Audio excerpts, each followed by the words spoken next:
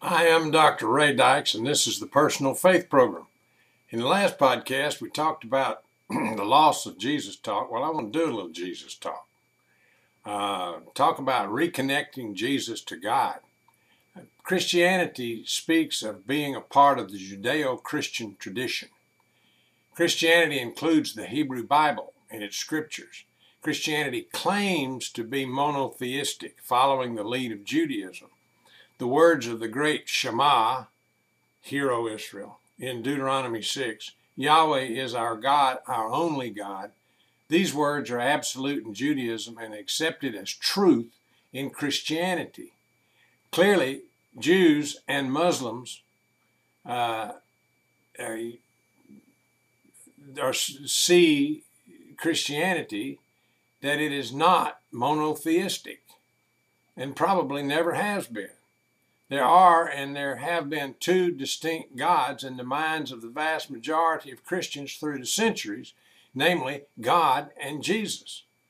The early Christians elevated Jesus, particularly Paul, to God status to make young Christianity viable in the Greco-Roman world. Had Paul not deified Jesus in that environment, the movement would have died.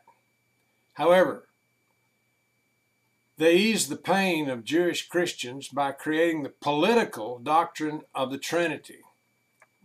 Primarily Augustine in 400, Bishop of Hippo, North Africa, St. Augustine, claiming that one was three and three were one. In high philosophical circles, the doctrine of the Trinity has been successfully argued. Among the masses of Christians, that dog doesn't hunt, the doctrine of the Trinity. The masses do not understand the doctrine of the Trinity and therefore do not believe it, though they speak it in their creeds and liturgies. Out there in the real Christian world, God is the old man. Now, non-sexist language is hardly rampant in Christianity. God is the patriarch, the leader, the president, the king. He keeps everything under control and runs the business of the world. Jesus is the young man, the vice president, the heir apparent, the successor, the prince. A logical extrapolation of the idea would be that if God were to die, Jesus would take over and run things. That's the practical meaning of the Son of God.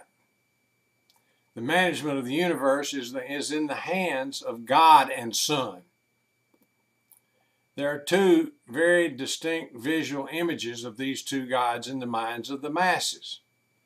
The most common picture of God is the face of the Ancient of Days, more or less the same as Charlton Heston's face as the white-haired and white-bearded Moses in the Ten Commandments.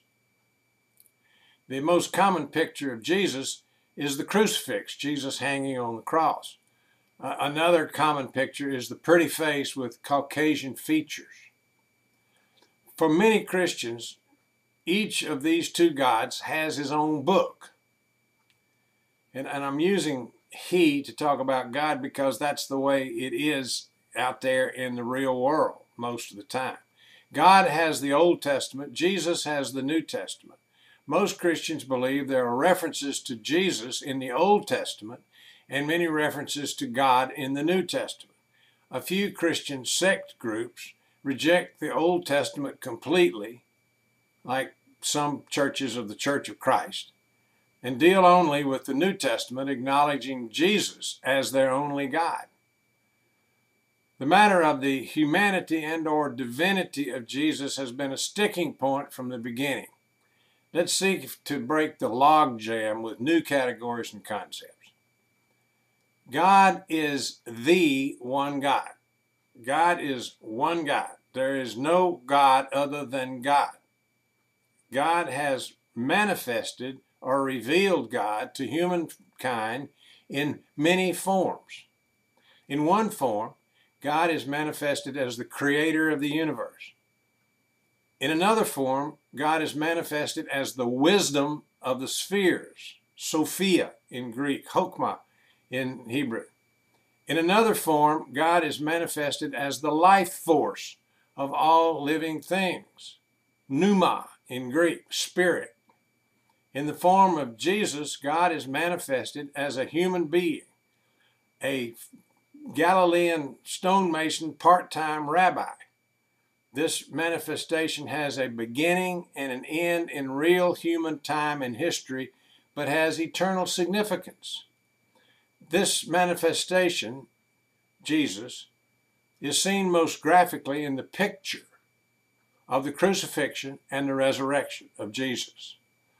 The essence of this manifestation is the spiritual death and spiritual resurrection of Jesus, which is highlighted by the physical events, the physical death and the physical resurrection in the story. Everything else in the story of Jesus is prelude and postlude, wonderful but not essential. The manifestation of God in Jesus is the most useful manifestation available to the human race, and all manifestations are useful. God in Jesus shows us a picture of life lived in the presence of God. One of the most exciting pieces in the story is the vision of Jesus' acceptance of the great intangible gifts of God: love, peace of mind, calmness of spirit, wisdom, patience, in full measure, a feat of unparalleled faithfulness and stewardship. There is very practical help here. Most importantly, there is, in the picture of Jesus' crucifixion, the site of the universal human experience of spiritual despair and death. In the picture of his resurrection, there is the vision of the universal hope of spiritual life. Jesus does not stand apart from God, but stands for God. Jesus is the angel messenger of God. He's the prophet of God. Therefore, to say that he sitteth on the right hand of the Father gives a false image. Jesus is not a stand-alone nor sit-alone God.